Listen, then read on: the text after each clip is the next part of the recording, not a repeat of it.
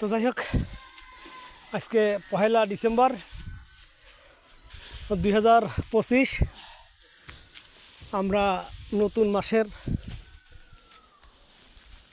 শেষের বছরের প্রায়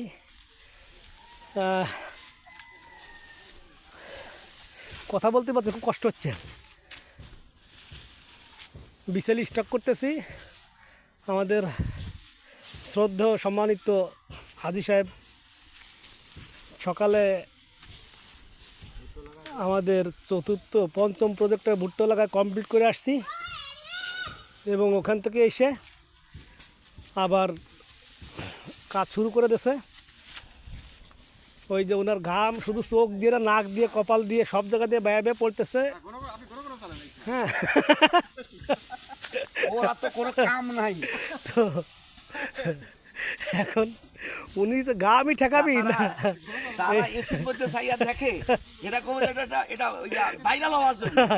এই গাম ঠেকাবে নাকি বিচারই চালবে, আসলে আমি বুঝতে পারতেছি কোনটাতে। একজন মুসাল্লক দরকার ছিল হাজী সাহেবের সাথে। তো আমাদের মাসুদ ভাই তো বলছিল যে মুসাল্লকের ব্যবস্থা করা।